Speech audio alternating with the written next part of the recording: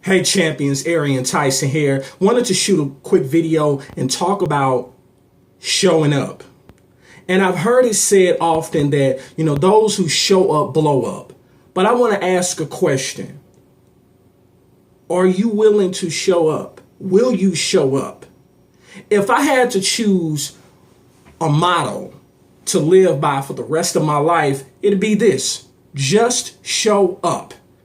Showing up is underestimated, it's underrated, and it's underutilized. The alternative to just show up that most people choose is to set short and long-term goals. Should I aim to run for 30 minutes? Should I work out today? Which, be honest, I just decided that. I asked myself that question last night. But not only did I work out last night, it's already first thing in the morning and I've already worked out this morning. And if so, will I work out my legs? Or should I pull all of the weeds out of the garden? Should I aim for 15 cold calls today? If you're an entrepreneur. Our incessant need to aim for clean, whole amounts of progress holds us back more than it helps us. There is a place for goals in life. It helps to have targets to aim for, yes. But when it comes to daily activities that we face resistance against, goals are counterproductive. So let me share with you what I had to learn the hard way, why you should reject short-term goals. All of the success I've had in my life thus far has come from showing up. All of my failures have come from letting myself get overwhelmed into paralysis.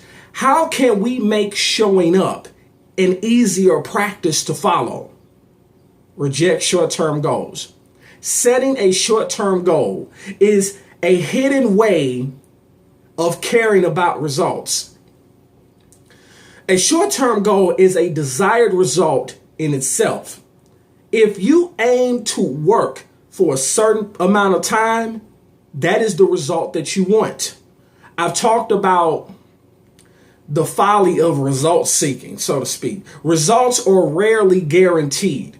And even when they are, they come from a preceding process. Therefore, it's always better to focus on the process, not the end game. When your short-term goal is something like reading 2 pages in a book, you aren't really aiming for the result of 2 pages read as much as you're using it as a starting point and minimal marker for success. And many habits have been so successful, for so many people because they bridge the gap between the way that we typically think about life, goals, and something far superior, just showing up. And here's why showing up is better than setting goals. Number one, you have no analysis paralysis. There is no simpler or easier aim than to be present somewhere, doing something. There are no considerations about your performance or results. You're just making the choice to be somewhere doing something. It's very freeing. It's very liberating.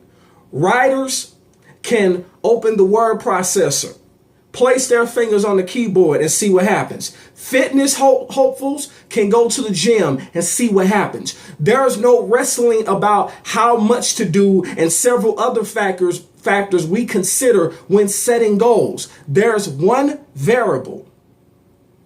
Will you show up or not? Another thing, no willpower depletion. When you try to accomplish an average to large goal, you will look ahead to the total amount of work you need to do to accomplish it. This leads to resistance and willpower depletion. When you decide to show up without any strings attached, there's no anticipation of all the work you have to do because you didn't give yourself a hard requirement.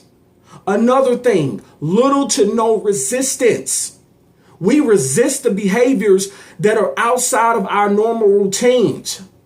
This is unfortunate because it means we naturally resist growing. Because to grow is to become something better than you are right now. That resistance fades considerably when you decide to show up and do something, because it doesn't feel like a big commitment to your subconscious, which is the source of your resistance. And finally, momentum. What's the point of all of this if you show up and do nothing? Momentum is the factor that few consider, even though we've all experienced it. And in many cases, it's more difficult to switch activities than to continue doing the one you're doing, even if that activity is challenging.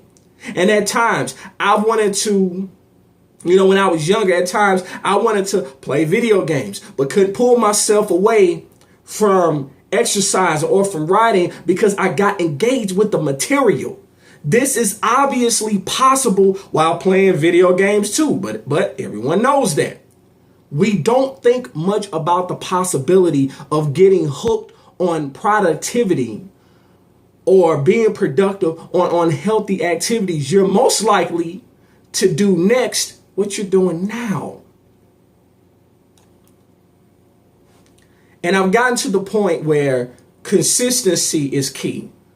If all you have to do is show up, what's stopping you?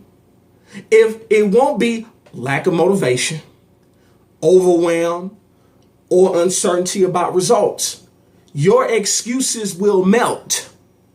With such low resistance, you'll be able to show up every day, and your success on those areas will compound. And I've been working out almost every day. But let's say I decide to rest. But I know I don't really need to right now. And I just ruin my excuses. So I'm off to the gym. I don't know what I'll do, but I will show up. And that always seems to be the best thing for me. That always seems to work well for me. Because for a long time, I wasn't motivated to exercise. I felt lethargic. But once I arrived and got started, the momentum carried me to a great 45-minute workout. This technique is gold. Try it and remember how well it works the next time you face resistance. Again, I ask the question. Think about what you need to show up to. Will you show up today? So I trust that you got value from it. If you did, feel free to leave me a comment. Feel free to share this video if you got value from it. Remember, in life, you have two choices. You can make moves or you can make excuses, but you most certainly cannot do both. It's yours truly, Arian Tyson, the Moving Motivator, and I will talk to you on the next one. Peace.